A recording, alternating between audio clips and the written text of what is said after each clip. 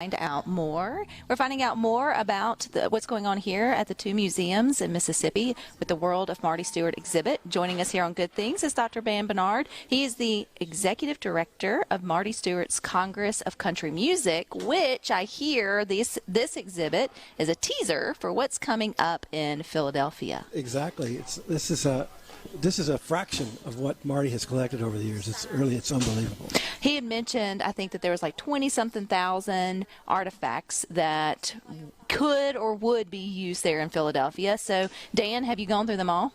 Well, I went through, there's a 3-story warehouse full of them. And they kept saying to me, well, the best ones are in Jackson for this museum exhibit. So this is really the cream of the crop here. It's the cream of the crop, 354 pieces. I will never forget that number now, Dan.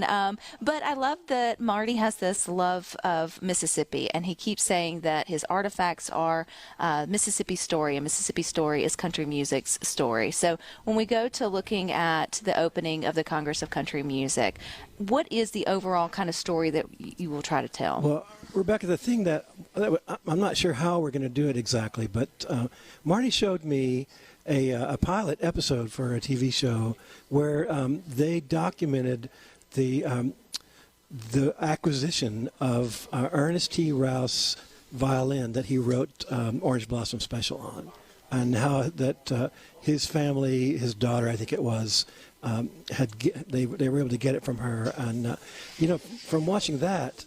All at once, you understand, is more than just a violin, that looks like every other violin. That's really a part of country music history and American history, and Mississippi history, for that matter.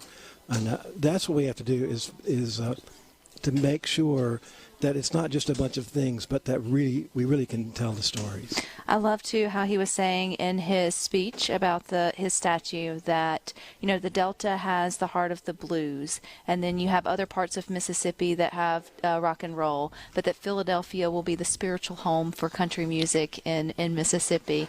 I mean, he really has that deep affection for not only his home state, but his genre of choice. It's really amazing. I don't know if there's something in the water here or what, but the number of just amazingly famous and exceptional people that have come from Mississippi, and to be so close to Jimmy Rogers' hometown, the father of all of it, it's amazing.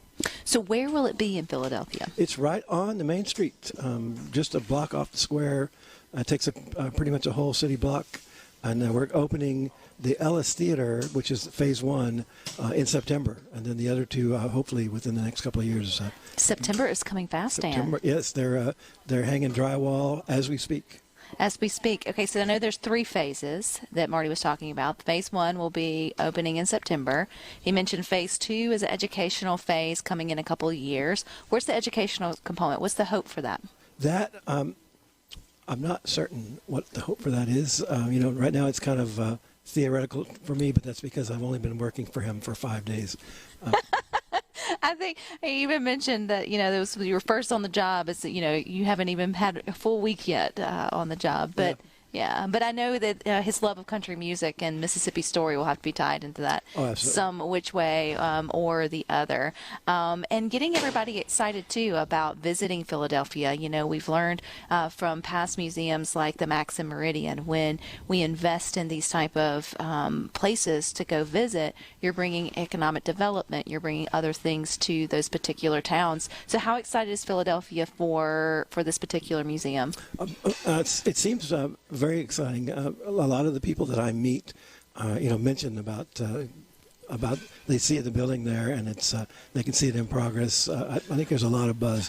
But even if they weren't, the arts always are an economic driver. Everywhere they go. If you look at in Meridian, the Riley Center came before the Max, and it always starts with the arts, and then other restaurants will come, other businesses will follow that. It's always an economic driver.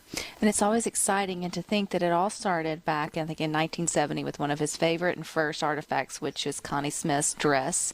Marty Stuart, or she was not about Marty Stuart's dress, although, he does like sparkles, but it was her dress that she was wearing when they first met, and his intuition to sort of save things. Do you know if he's still saving things along the way? I know you've been on the job for 5 days, but No, I'm sure he is. You know, that Ernest T. Rouse violin is that's a new thing that just happened a few months ago. Well, you know, now that you say it, part of the World of Marty Stuart, one of the last things when you're walking out is the 2020. You have his outfits from a performance and his bedazzled mask and everything that shows how, you know, in the beginning, 50 years ago, he would have never imagined that he'd have been bedazzling and sparkling, you know, that kind of thing. So you never know. It can always be added to.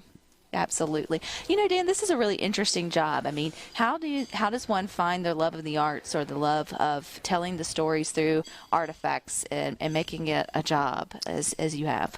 That is the job. That's the fun of it. And I'm not certain there's an easy answer to that. What I like about this exhibit is that it's very, very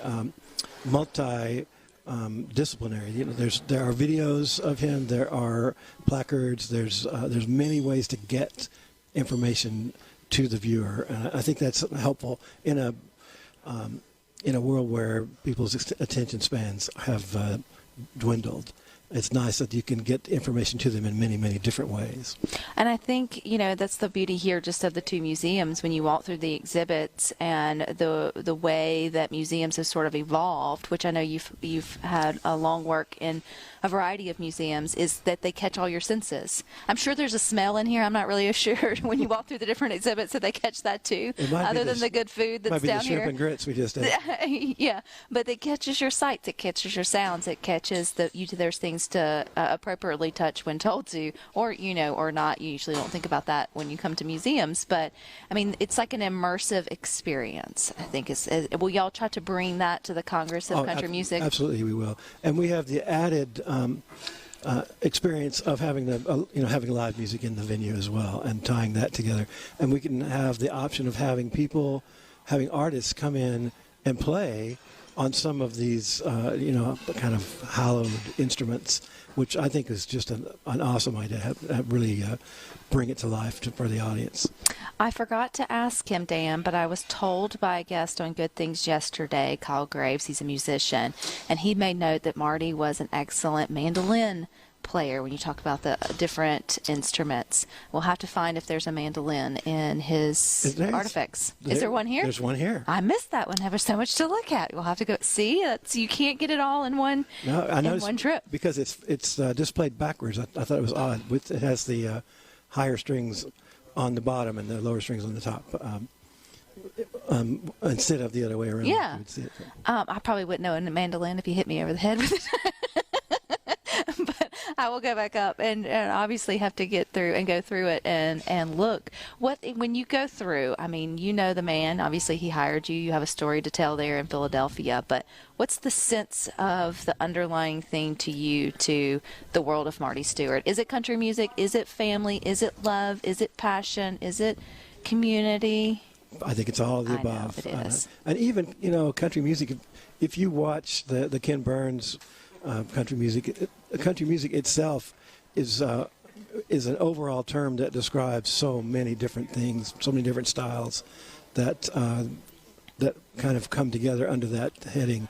So there's a lot of ways that we can go there. But that is country music. Isn't country music like faith and family and foundation Absolutely. And community and love and breakup and heartache? I mean, that really is kind of all wrapped up. Trains and dogs. Is there a dog up there? I didn't notice a pet. Did Marty ever have pets of all the things? I do not know. I don't know. So there's so many things you can still learn about, but I bet out of 20,000 artifacts, we could figure something of it out there. Where are y'all housed? Is it all housed there now, or where's it housed? So the actual artifacts are a couple of blocks away from where the museum is going to be, in a warehouse that used to be a Coca-Cola bottling plant that has been redone.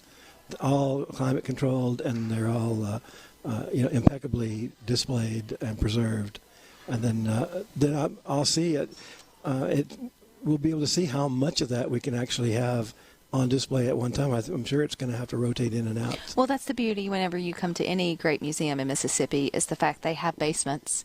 And usually they've got the main things that are the main things, but then they switch things out here and there and all around. Kind of like we change, our wreaths on our door for the season. Yeah. Museums get to do that as well. And so we're looking forward to all the things that will be going on at the Marty Stuart Congress of Country Music. Where can we go to keep up with everything there, Dan? You can check our website. It's just congressofcountrymusic.org. And we'll be bugging you come September. Please do. We'll definitely do that. We've got a little bit more for you coming up next here on